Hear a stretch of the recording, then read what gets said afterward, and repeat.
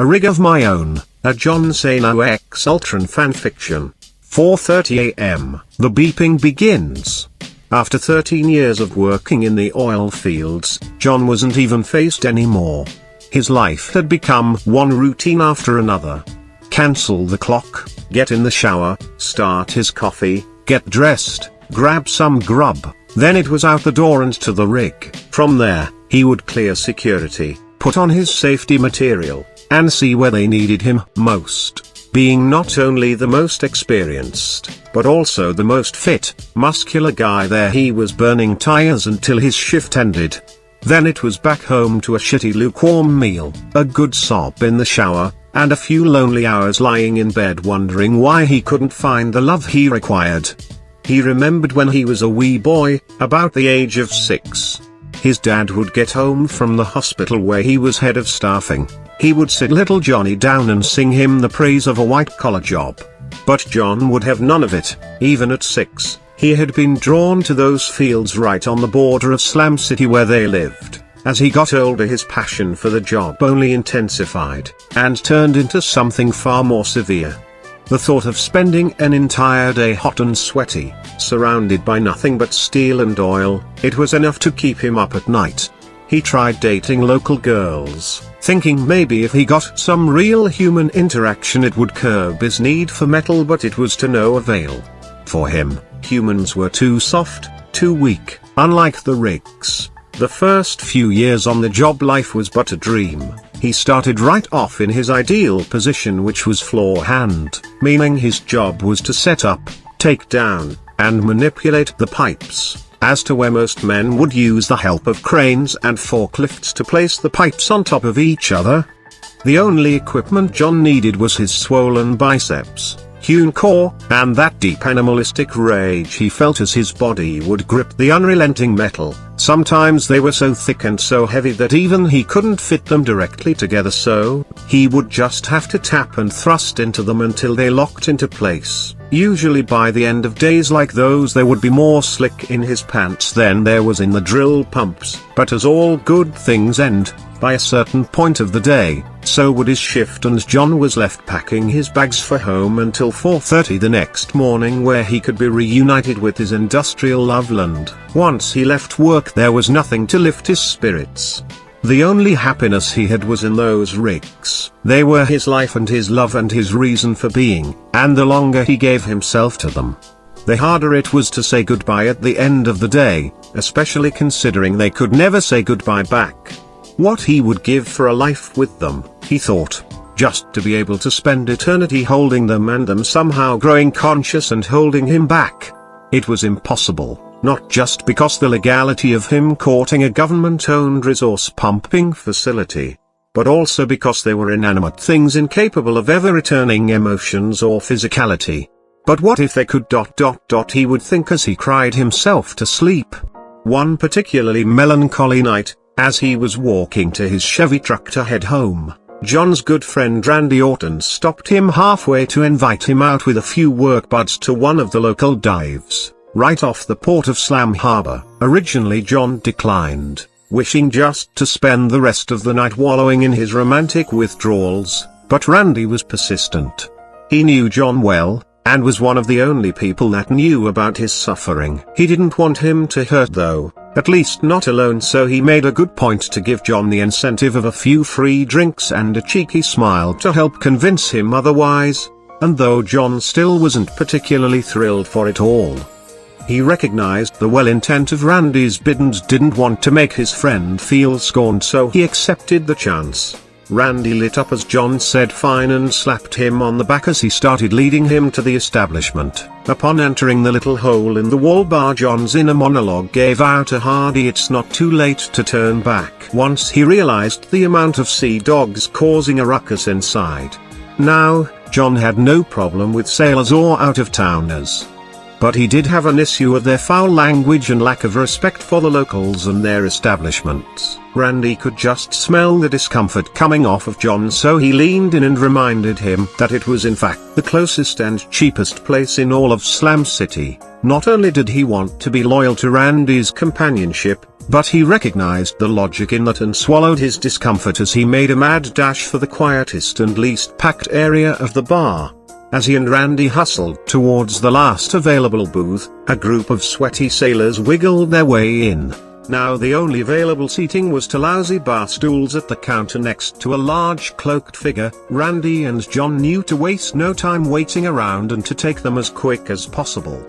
John jumped into the stool at such a high speed that he had a hard time stopping himself and plunged into the figure beside him. Much to his surprise, however, the stranger's frame did not shift, or budge, or buckle at the force of his dive. It stood hard and firm, like metal. John F. Kennedy. I am so sorry, friend, I did not mean to plow into you like that. It's these dang work boots covered in oil. They'll slip on anything. John pleaded desperately to the stranger he had bombarded. Oh, gosh, you know it's okay. It was just a little physical slip-up. I understand you humans. Workers are prone to imbalance. It's a flaw. We all have flaws, I suppose. The figure turned, dropping his hood to reveal himself to John as he spoke. He was a specimen to behold. Probably about 8 foot or more standing up. Sculpted in the resemblance of a god out of pure, solid steel. His electric eyes glowed hot and red like the scorching embers of a raging fire.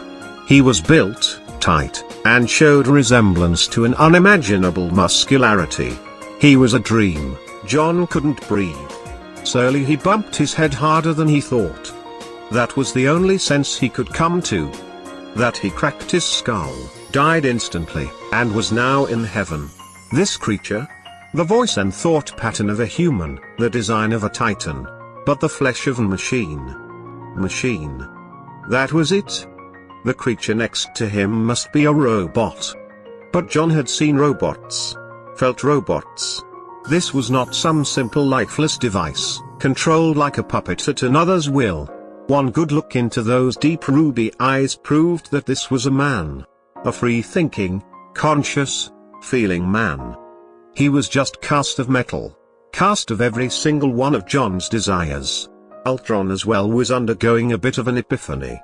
There was this seemingly all-American, typical, hard-working man who was shivering at his feet, which wasn't unusual. What was unusual, however, was the fact that the little glimmer in his eyes. His big beautiful eyes, it wasn't fear. It was something far different. Something he had never seen before. Something that wasn't harsh and hurtful, but something that was soft and loving. Love. Can this be? Is this possible? Truly no one can love him. He's a metallic lab rat created by a mad scientist. He was made to be a tool, not a lover. He was designed for peacekeeping, not love-making.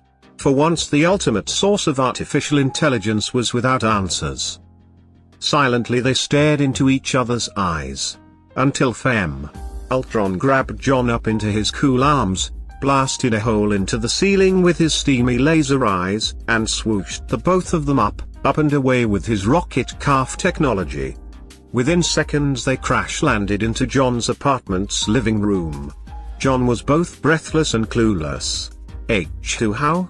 Woo WW what? He stared into his newly found soulmate's still smoking eyes, lost for words. Guess I could have given you a warning first. My bad. Ultron lets out a synthetic little giggle as he brushes his finger along John's quivering meaty lips. What I would give to have soft fleshy lips like yours, John Cena. My darling. Up until this point in time John was lost in a mental haze. Finally his Chrome Knight has arrived and he knows his name. He could think of nothing else to do but squeeze onto his shiny Rocket Man and marinate in the fact that his body doesn't bend under his python biceps the way any human had before. But now that Ultron has felt him back in a sweet and gentle way, John realizes that this man is more than his fantasy. He's his destiny, and he must seize him as quick as possible. If you want these fat lips, Metal Man, then how about you take them for yourself? At that moment Ultron's eyes grew huge and powerful, and he zapped the cloths off of John's ripped oily body. They then embraced in a hot and passionate oral grapple. Sparks were literally flying.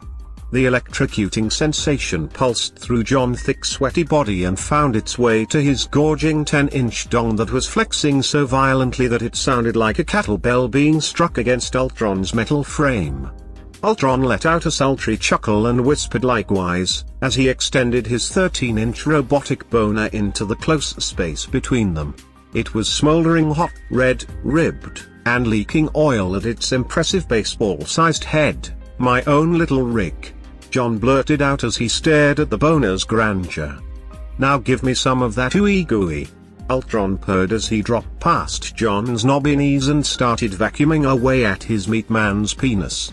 A complex and never-ending sexual display then lasted for months straight until all of John's wet salty semen corroded Ultron's anus, causing him to die of butt rust.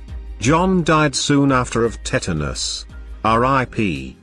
But the love is immortal. XOXOXO. The end.